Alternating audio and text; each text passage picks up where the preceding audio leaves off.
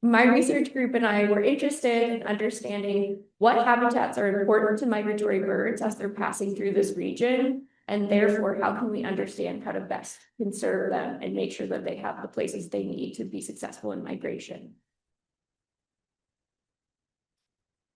So first, I want to talk to you about how would we measure this. So we want to understand the habitats that birds are using and be able to quantify their importance so that we know how to best to make conservation decisions in preserving their habitat. So I'm going to explain a couple of different ways we might do this.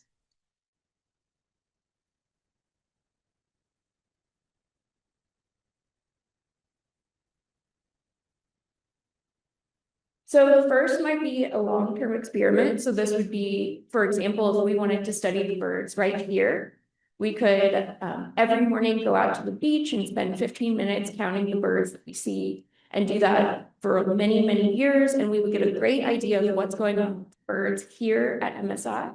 But maybe that wouldn't be expansive or intuitive for helping us understand other habitats. And maybe also would take a long time to get an idea of what was going on or if they were changing. But the nice thing in this case is that it would be pretty easy. It wouldn't take too much effort if we wanted to do a long-term experiment in one location. Another type of study is a gradient study. So in this case, we might use less time, but use more sites instead to get information on the birds that we're looking at. So we could imagine that instead of just looking here at MSI, maybe we would stop at multiple sites down Mustang Island and use those as maybe a gradient to understand what is happening with urbanization and how is that affecting birds. So we can spread out and get more sites that tells us more information about different aspects of their habitats that might be important. But you can imagine this might be quite labor intensive. A third example is maybe even more complex, but this is going to tell us a lot of information about birds and their habitat. So you can imagine maybe we have two sites that are very similar, and we are studying the birds at both of these sites. And then at one of them, we change something. So maybe we've added a walkway or we've removed a certain species, and we want to understand how that's affecting the bird communities. And so we would compare that site to a site where we didn't make any change. So in this case, it requires some time, but a little bit less than the long-term study to get an idea of what the effects are. And it's still going to give us some of the broader spatial coverage to understand at many sites what's happening with the birds. But you can imagine, again, this might be quite labor intensive.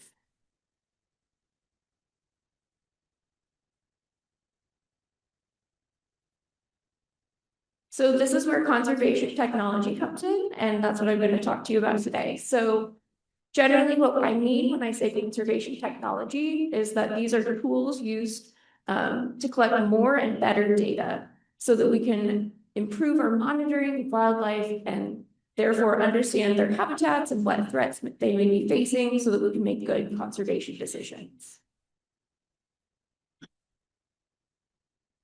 There are many examples of this. There are many things you can think of that might fall into this category of conservation technology, from rather simple to very complex. Some examples that I have here are, for example, you might put a tag on any animal, then you could use radio to check where that animal is moving around the environment. We can use things like drones to go out to the environment and collect data we couldn't collect ourselves on foot. We can use technology like microphones, or up in that corner I have a camera, so we can look at what's happening just through cameras or through listening to what sounds are happening in the environment. There are things like community science. So eBird is a community science initiative, maybe some of you have heard of, where each person who goes out to the environment can contribute what they're seeing, and then together we can get a better picture of what birds are up to. And then there are other technologies like looking at DNA that we find in the environment to see what species are there based on that, or using things from satellite like radar or LiDAR imagery so we can look at a broad scale of what's happening in an environment. And a key aspect of all of these technologies is that they can be automated. So they can run themselves in the background, or as we're all contributing, if it's community science, And we can accrue data over time without having to do a lot more effort.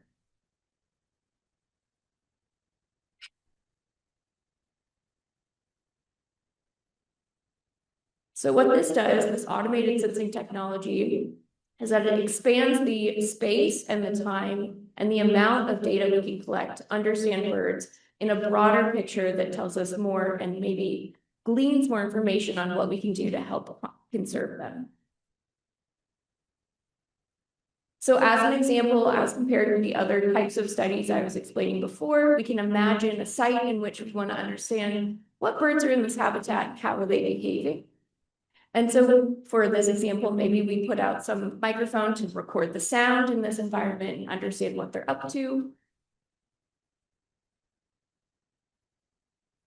But maybe this is an easy tool to use and we can put them across many different sites at once so we can collect data across a broader spatial scale with more time and maybe less of that human effort that I was talking about in some of those other examples.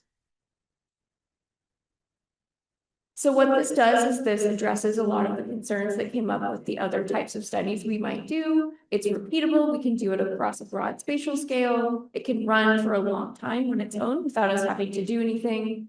There's less of us having to go out into the environment.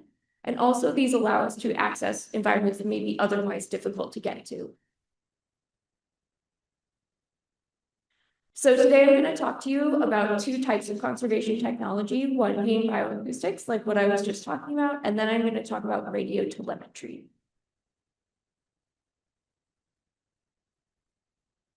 So probably intuitively, you can imagine bioacoustic sensing is just passive recording of sound in the environment and using that to understand what animals are there and what they're doing. So we can see what species of bird are in an environment. What time of day are they active?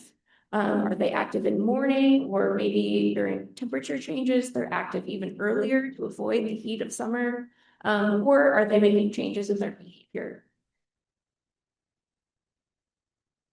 So there are many examples of animals that we can use bioacoustics recording to understand their behavior, their presence, and what their activity levels are. You can imagine vocalizing animals like howler monkeys are making a lot of noise in their environment, and we can look at that to understand maybe what behaviors they're having and how they're communicating with each other and where they are in the environment as well. Some other classic examples might be marine animals or bats, frogs, and lots of different insects. And in fact, with insects, there are different things we can do, both listening to sounds they're making on purpose or also listening to the buzz of their wings. So I put a mosquito because one of the things that scientists have figured out is how to listen to different buzzes of mosquito wings and tell what species they are, because they have kind of a different buzz depending on the species. So people have really been honing our skills when it comes to bioacoustics. And then, of course, what I'm going to talk about today is birds. So this is what one of our bioacoustic sensors looks like. This is out at Charlie's pasture here in Port-Aransas. And bioacoustics can be quite simple. You can imagine just a microphone you put out in the environment. We decided to make it a little more complicated than that. So what we have on our sensor are a few things. We have our microphone, so that's recording the sound of birds in the environment.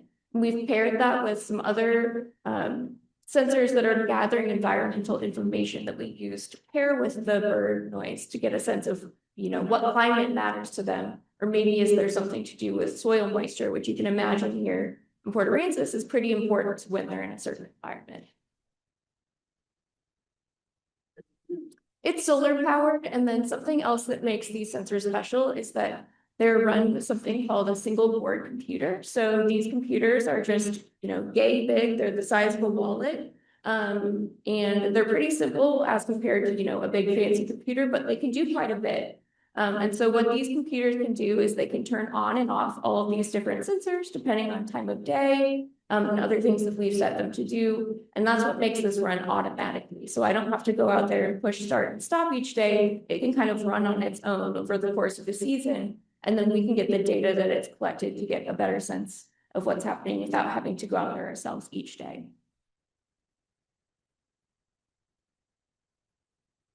as you can imagine, this is a lot of recording sound. So if, for example, we wanted to just maximally record everything you recorded 24 hours a day, and say, 600 megabytes is how much data you're getting each hour, you can end up with, this much data over the course of a day, a week, or a month. So, even if we're really passionate about listening to bird recordings and we love listening to their bird song and it's beautiful, this is just too much for one person to listen to and identify all of those birds by themselves, or even a team of people. So that's where AI comes in. So one of the ways that we're able to get through this vast amount of data is that we use AI to process these data sets. So as you can imagine, birds sing, and we've paid attention to that for a very long time. And so we've learned a lot about birdsong and how we can use it to identify individual species. And we've also been recording these songs for a really long time. And so when you've recorded something and labeled, okay, these are all of the songs that this species makes, we can put that together and use that data set to train, in this case, artificial intelligence-based classifiers that can automatically identify bird species from the sound that we've recorded. And we still check their work. So they're good at what they do, but we still check their work. We still talk to experts and we make sure that this is all checking out and looks right. And that we haven't put some bird on our list that doesn't really exist here. So we check. But it allows us to process all of that data a lot more quickly, and we can get almost real-time data on what's happening in the environment. So I'm going to explain kind of what that process looks like under the hood in hopefully a simple term, because, who knows maybe what's going on in some of those things, but generally this is what's happening. So we have all the birdsong recorded, as I was saying, and if you've ever seen, this is a spectrogram. So basically it just takes sound and puts it into a graph of its frequency. So you can imagine it just playing out now in a visual method rather than just the audio. And we break it into little pieces. And then, as I said, there is a classifier that is looking at those images of spectrograms, and it's going through all of our vast recordings we've made of birds over the course of time, and it's saying, does this picture look like any of the pictures of other recordings I have in my data set? And then it produces some guesses of what it thinks the recording is based on whether it matches something in its training data that was used to make it.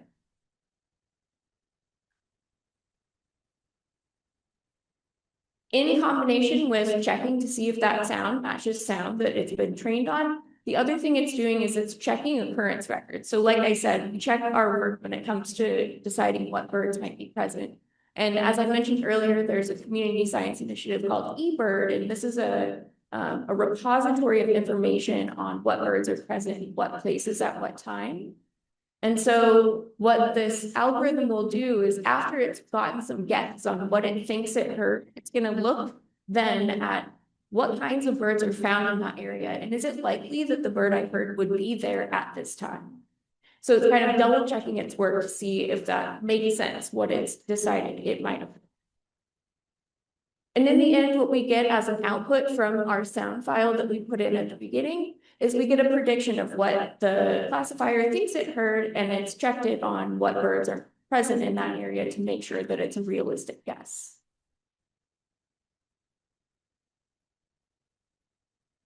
So as I mentioned, this falls under the broader umbrella of AI, and this is just one small aspect of AI, one type of artificial intelligence right here, and it's called deep learning. And I won't talk more about it, but basically this is just a subset of the types of artificial intelligence that exist. And in our case, we're just using it as a way to classify birdsong. So it allows us to take vast amounts of data and kind of simplify that into usable information on the habitat.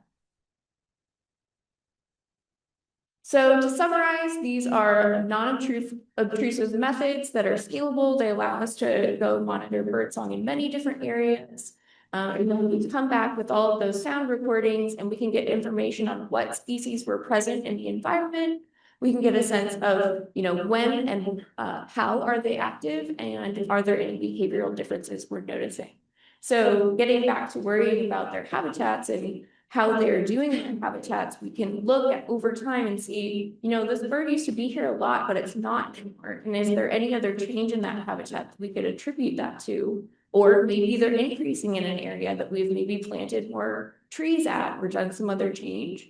And we can use that information to guide our conservation decisions that we make.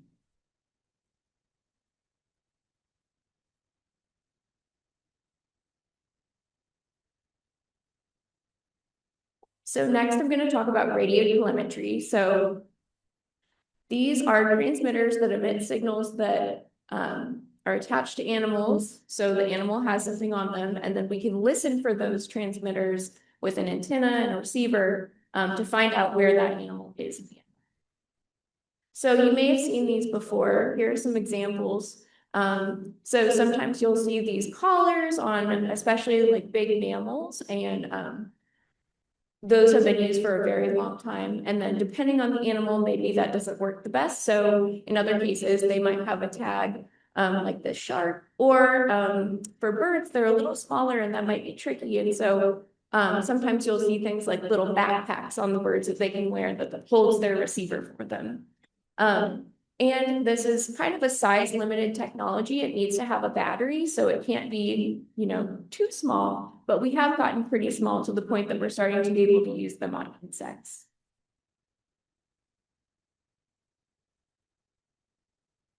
And then, as I said, there's the other part of that, the part where we're going to be listening for the signal from that tag. And there's a couple of different ways you can do this. Some of those tags maybe are really small and not very powerful, so you might need to walk into the environment and with your antenna just look. So that might be for a study where you want to see really locally what an animal is doing. So you have to know it's already in the habitat, so you know where to go and walk with your receiver. And then, of course, drones exist. So now maybe we can cover a little bit more space if we want to use something like that to go out with the antenna and try to load. But if you aren't sure where something is on a broader scale, or that animal is really mobile, another option is to have a tower. So this radio tower actually is one of our towers out at Finnissy Ranch, if you've heard of Finnissy Ranch outside of Refugio, Texas. And what it has on it are different antennas that are tuned to different radio frequencies that other researchers use with their tags. So we didn't go out and collect any animals, but we're working with other researchers to listen for their tags to know if the birds that they're interested in are passing by our towers.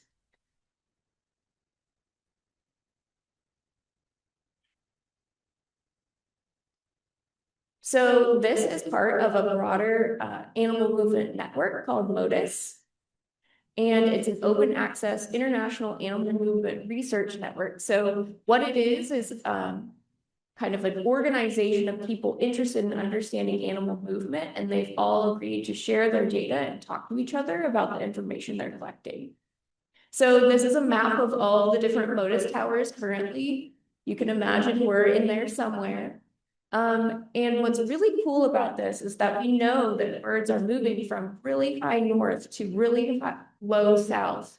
And we can connect those paths by talking to other researchers and looking at what they've heard, and then all coming together to kind of map out where we think birds have gone on their path. And again, you can imagine how being in Texas, we're kind of right in the middle of a lot of that activity. We also have one of these towers right here at MSI. This is just on the building next door, and it's doing exactly the same thing. So each antenna maybe is pointing in a different direction, listening to a different frequency to see if any of the birds that have been tagged of interest are passing by here.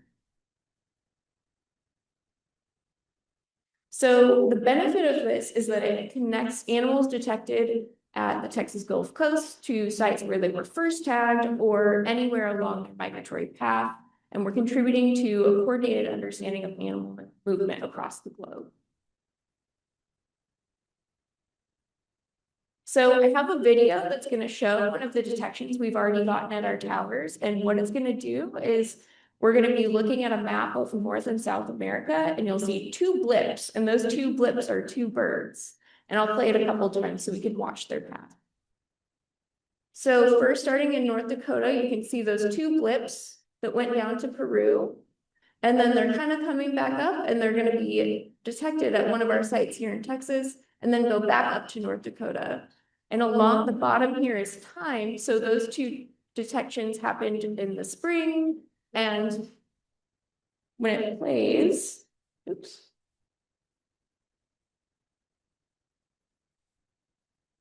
I want to point out that, so this was last year when they came down, and then we're looking now in the new year in spring, and that's when we detected them. And then they went back to where they came from in South Dakota, but then this fall, we've seen them come back down.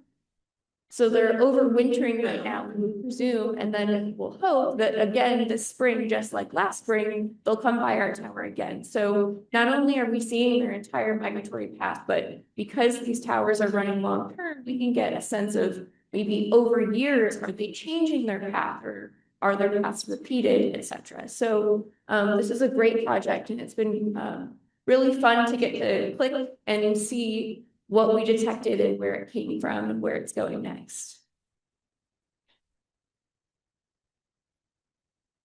So in summary here, what we've learned from radio telemetry is we've gotten a large scale animal movement kind of map that we can use to understand how birds are moving through the environment. And we can use them to also track cryptic or hard to track behavior. So you know, some of these birds are flying over the Gulf, and it might be kind of a mystery where they end up, but because we work together and we get to detect them where they are closer to our towers, we can find out more about their paths, even if they were harder to see before. And it tells us what habitats the birds are using and informs, again, our decision making and what priorities we make when it comes to the habitats that we find are most important for these birds.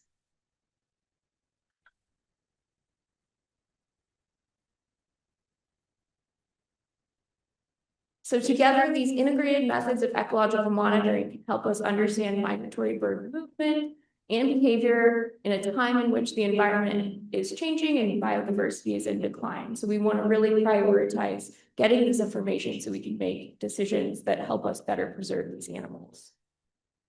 And in addition, these tools can connect us to animals that really matter, really important, and we can understand their biology through these different technologies.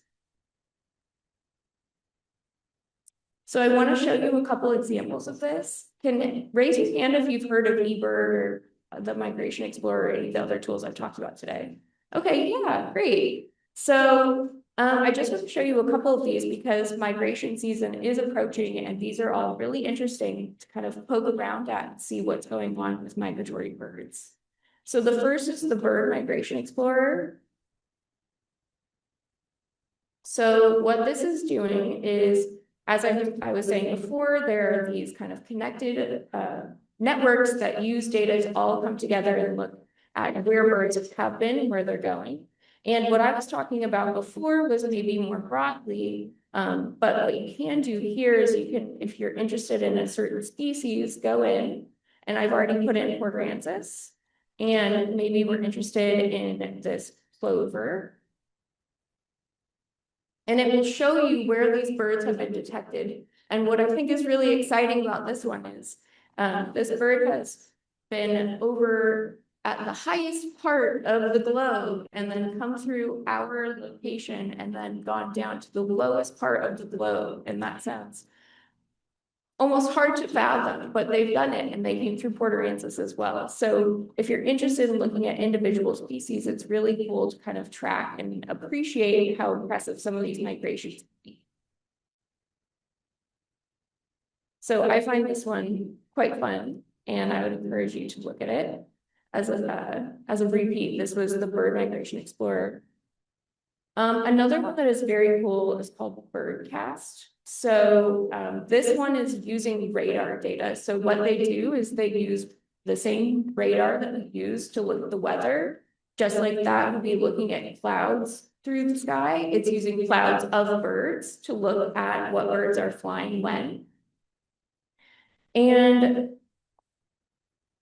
right now, there's not the most activity. So what this is showing is sunrise and sunset. That's this line. And you can see, you know, there's some activity, but we're not quite to the season of it yet. So to kind of demonstrate this, I'm going to go back in time.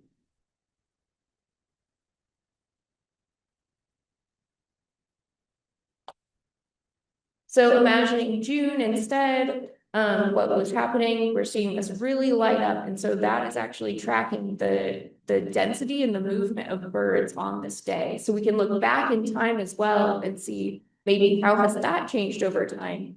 In June, like 10 years ago, was there this many birds? Was there less? Was there more? And also when it gets closer to time and we have more migration happening, you can also see what it predicts, just like you see the weather. So you can go in and see when it might be a high migration night.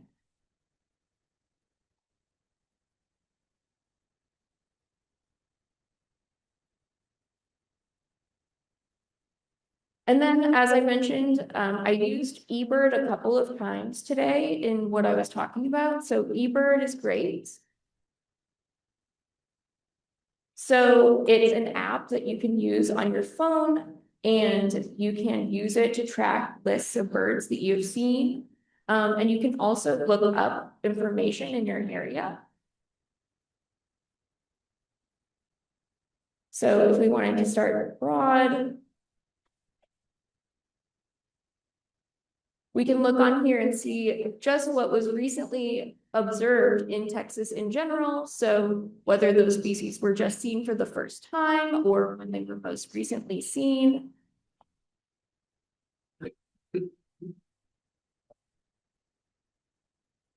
We can get more specific to our area and look at what's happening even in our county. So we can see, again, what birds have been active and get more information on the times of year they're most active. And also what species maybe have just arrived to the area and get a sense of, okay, this is starting to be their migration activity time. And if you're really excited about a certain bird, you can get a sense of when they might be in your area, or maybe where they are in your area by looking at the different locations.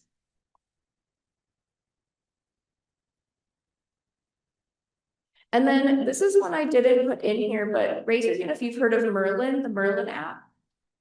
Okay, yes, so this is another app that exists, and I don't know if I should live Google, but.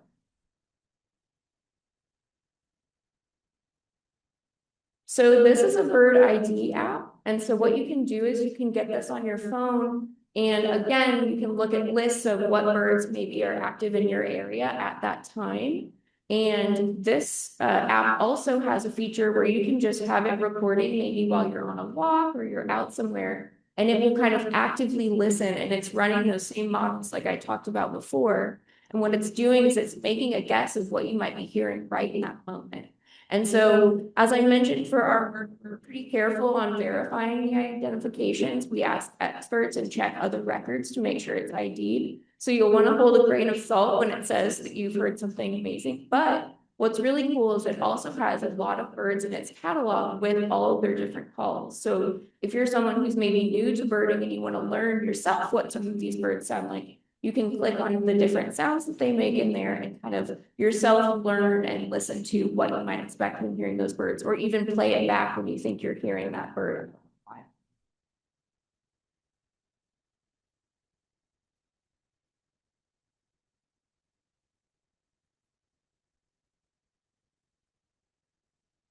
So the reason I bring these up is because, like I said, you know, this technology is telling us a lot of important things when it comes to conservation and research and understanding what's happening with migratory birds. But I also encourage all of you to use this technology to connect yourself to what might be happening in the habitats and communities that are around you.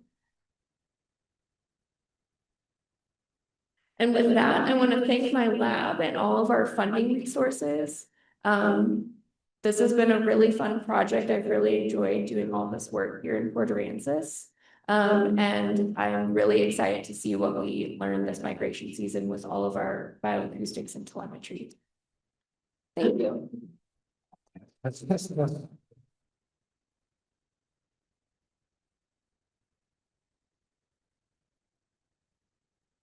All right, thank you, Nicole, for an awesome presentation. I really enjoyed it myself as an introductory birder, so that was really great. I'm now going to open the floor to questions, so you guys can raise your hands. And this is my speaker or my microphone right here. So if you have a question, please talk into the box so everyone else can hear your awesome questions too. Thank you. What kind of radius, or what's the radius of the microphone? The radius, how far away does it pick up? So the radius of how far it can No, pick the up radius. radius Yes, the distance. of the bioacoustics. Yeah, So in our case, we've tested it, and in like an open environment, you could go maybe like 30 to 50 meters away. But if you're in a more tree-filled environment, that's reduced to maybe 20 meters. And that's okay for us because what we want to understand is local habitat use. So we want to know who is in that grove of trees or who is in that plot of land. So we kind of like that it's local. There are technologies you could use to have better reach, or as I mentioned before, the other thing you can do is just have many microphones in an environment. So if, for example, you wanted to measure like a really big distance, you might just have multiple microphones that you put out to get a better sense. okay, thank you. Thank you.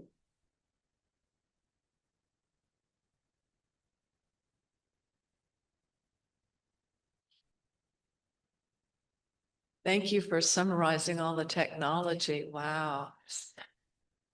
Is it possible for you to comment on a news article that came out today? At least for me, it just came out about the lesser prairie chickens in West Texas where they're being taken off the list. And I just wondered if maybe in your studies you heard something about that issue. They're saying there are 30,000 left, and they're going to be more vulnerable now because of the change in the law. Like they're being delisted from the endangered species list. That's what I read. Someone might know more than I know. I just saw the news and I thought, I'm going to ask about that. Yeah. I mean, I guess I would say, unfortunately, I don't know much about the lesser prairie chicken. I have been to the Atwater Prairie Chicken Preserve and unfortunately didn't see any, so I know that they are rare and hard to find. But as far as them being delisted, I guess I don't know much about that.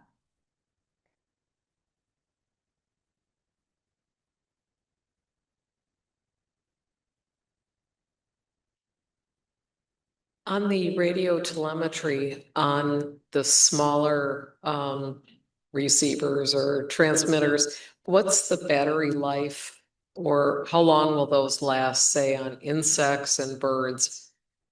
Yeah, I mean, it's going to directly scale with size. So for something like an insect, that might be an experiment that's lasting a day or a week, that's going to be pretty short term.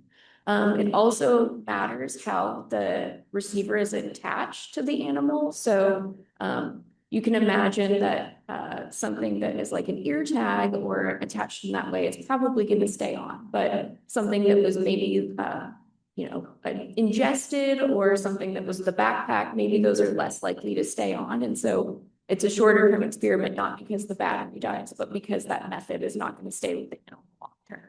Thank you.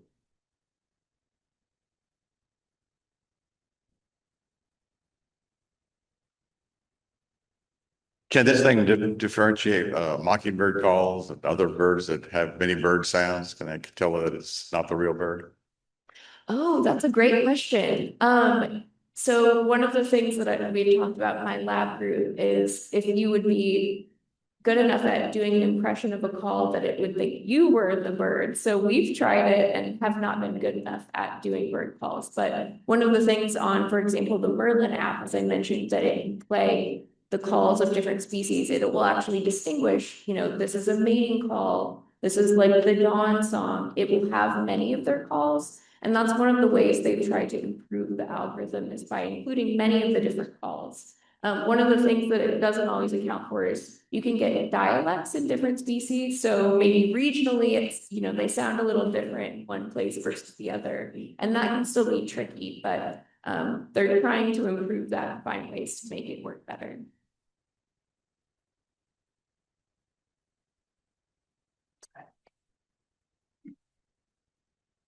Any more questions?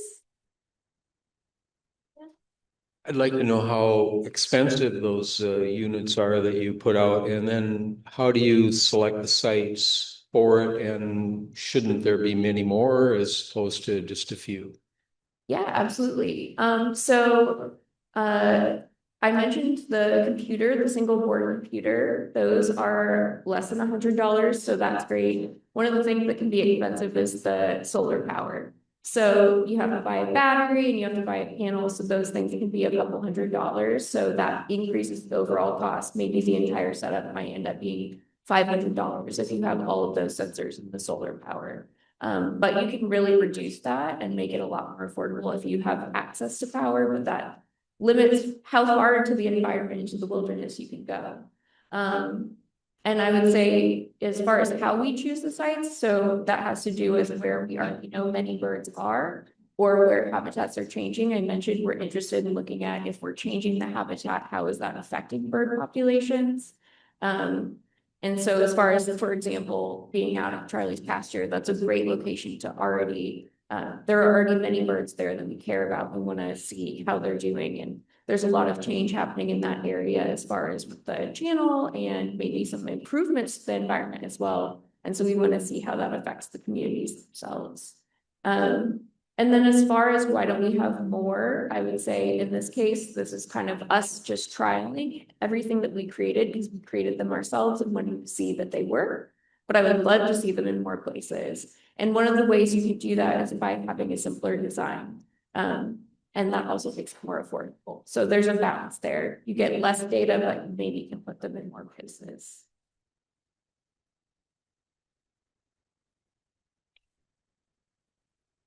I have a question about your work, and have you found out anything about wind turbines and their effect? I would imagine that you lose animals, and if you do, can you detect where they've been lost? So we don't have any sensors near wind turbine farms. There is some evidence that they can have an effect on birds, and I am aware that one of the things they're trying to do is use some of this technology to mitigate those losses. So, for example, on times when there might be high migration in the area, they try to turn off the turbines, or there are sensors that some places are looking at putting onto the turbine. So for example, it sees like a flock of birds coming into the area, maybe that is a time when it needs to turn off. So there are people exploring how to use radar analysis or these other technologies to decrease the losses in those in hitting the turbines. But I haven't personally done any acoustics work near those areas. Our Zoom audience also had a question. They wanted to ask you, Nicole, is your data viewable by like any public domain? Are they able to see it? And if so, where? Yes, so that's something we want to make. We want to make a dashboard that has all this information. But many of the other programs I talked about, for example, the MODIS program, that's all on the website. So you can go to the website, you can click on UTMSI, and you can see all the birds that have been detected there and where they've been. So that's all public. And as far as our recordings data, we would love to make a dashboard, but that's kind of still in the works. All right, thank you. Last call for any more questions. Do you have one? Oh, okay.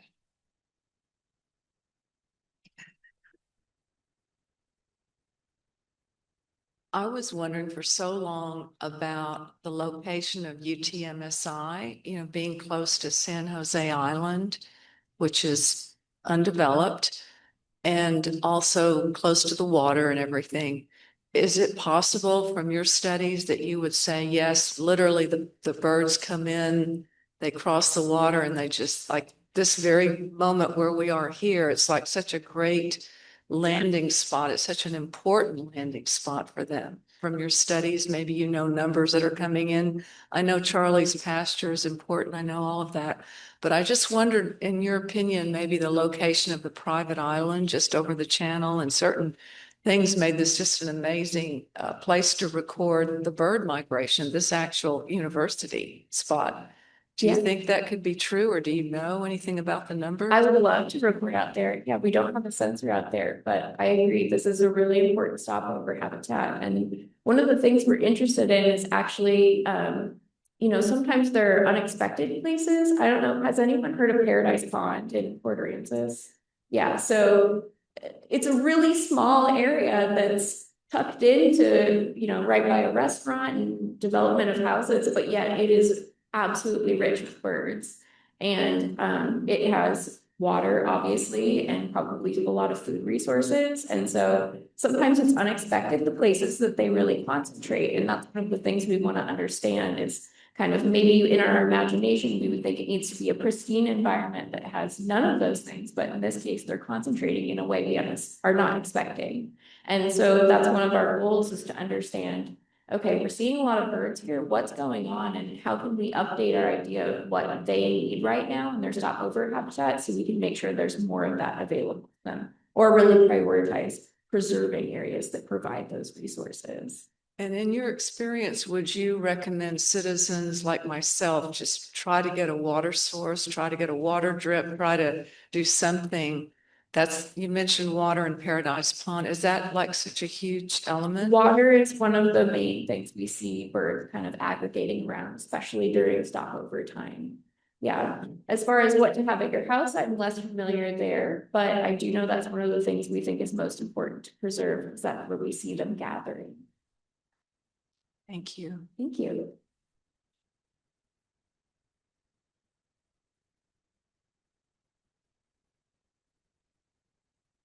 All right. Thank you guys so much for your awesome questions. And thank you again for being part of our audience for our public lecture series this year. And then also great round of applause for Dr. NicoleWonderlin, please. Thank you again for coming down from Austin and being a part of our lecture series this year. And that concludes our night. Thank you guys so much for coming. Have a great night.